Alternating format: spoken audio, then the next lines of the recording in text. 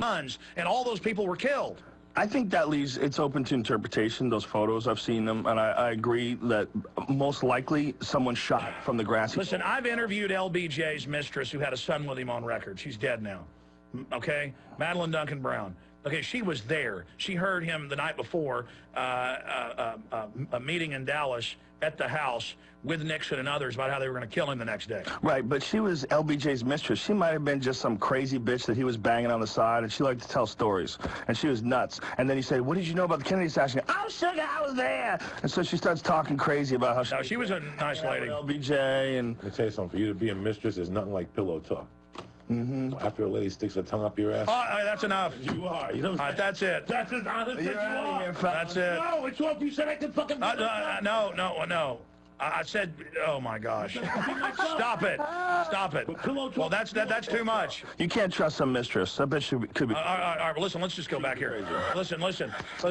That's the problem. Stop it. That is the... You're right. Listen, that is the problem... It's hearsay. ...with getting into JFK. Right. So much hearsay. There's so much talk. But, I mean, the Lee Harvey Oswald thing, just that alone, the fact that Jack Ruby ran up to him and shot him in front of everybody... Right, let's go further. I've interviewed Grody. Who, by the way, these guys, Grody? I forget his first name. If you pull up Grody's last name, he's admittedly the undertaker for Lee Harvey Oswald. Okay? And, you know, they're wealthy folks. They own funeral homes all over Texas now, but they owned one when he was, you know, a young man in '63.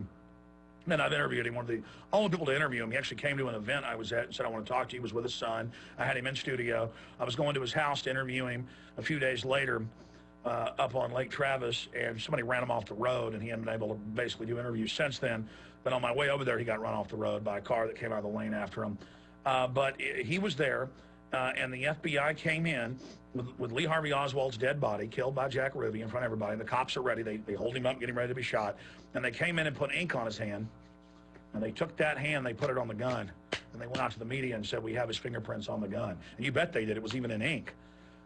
So they came in front of him, rolled the hand on there. And he told investigators this a few times, but he told me on video that. And again, I just told you, E. Howard Hunt, you know, famous Black Ops CIA commander, overthrew Guatemala, you know, Philippines, the list goes on and on. Deathbed confession. Deathbed confession. Well, he could have been just a crazy guy saying, I'm going to trick everybody on my deathbed. This is my last. Except he was clearly photographed. I did see that coming out of the police station after he was arrested. Yeah, he was back in the boxcars, as the witnesses saw, with guys running back and forth with guns. And then all those witnesses, there was more than 20 that saw that, they all died within a week. Boom, shotgun back of the head. Yeah, Joe, you're right. The government didn't kill Kennedy. Oh, I think they did. I think they did. What I'm saying is I just don't know why anybody wants to think that they didn't. People want to think that the government didn't kill Kennedy. They want to think that Lee Harvey Oswald acted alone. I mean, it's a very common argument. It's confusing, right? Joe, you look today like a 1918 German biplane pilot. This is an affliction jacket. It's got a cross on the back with studs. That's what you're into. Oh, Joe, you are something else. You're something else too, pal. You coming tonight, or what's the story? You gonna hit me with some thing, the kids? What are we doing? We're gonna talk Lee Harvey Oswald tonight. Well, let's do it over. We're gonna discuss. Don't say where we're going, or 50 people will be there. Don't say where we're going. Cap City Comedy Club, 2 shows tonight, 8 and 10:30. And my man tomorrow, 8 and 10:30. Harvey Oswald Jr. Crowd's gonna be nuts. Last night was nuts. Well, I tell you, Joey, you're a very interesting, intelligent fellow. Sorry about my language and to your viewers. Look, you are what you are, sir. You can't change, and don't apologize for being... You know my main reason for it? My main reason is this. We're on FCC stuff during the main broadcast. Then people use it as a diversion. I could care less about cuss words. They use it as a diversion to not listen to all the intelligent things you said. I know it doesn't matter. It just becomes a distraction, and then if I put it... bad language is inhibiting the investigation into the government killing Michael Jackson. That's right. Also, I have all these people that are trying to censor and attack one of my YouTube channels that has like 71 million views on it, and they let everybody else cuss. We have 8 channels, over 200 million. 71 million. Yeah. They go and file fake complaints and then remove the video of this so we can't post it. But don't worry, everybody else will. Well, and then I'll tell you what, it's just because I curse a little bit does not mean I'm lying. When you listen to your politician who's talking to you like a Christian, he's lying. So, do you follow what I'm saying to you? No, I know. We're talking about naked body scanners. We're talking about children being molested by TSA. We're talking. We will listen to a politician with the same story every 4 years with that sorry-ass line of shit.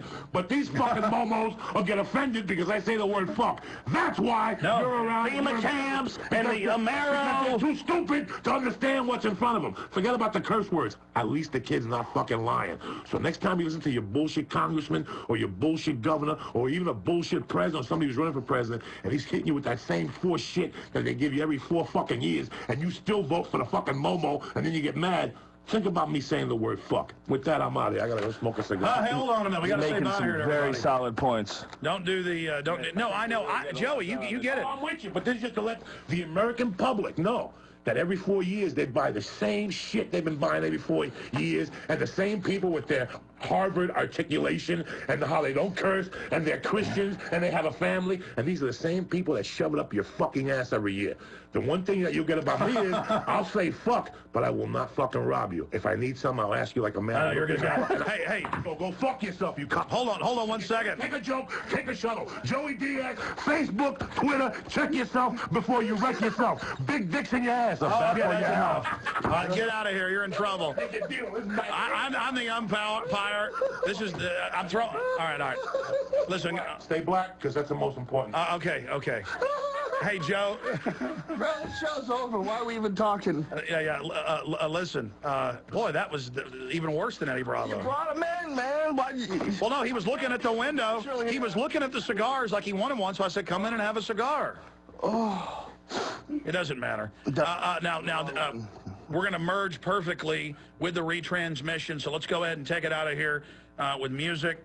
And Joe, Cap City Comedy Club, 2 shows over the next 2 nights, 2 shows a night, 2 shows. Joey Diaz will be there as well, ladies and gentlemen. And I believe he needs a hero's welcome this evening.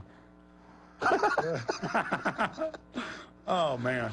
Yeah, I'm sorry. Dear Lord, I apologize, but you heard Joe. Would have been up to me. I would have. Joe said kept him in the hallway. Joe says he wants to read the Bible now, and that's you notice. I want to read that the chapter that you talked about where they're talking about holograms. Well, you notice that Jesus didn't hang around with the bankers; he beat them with whips.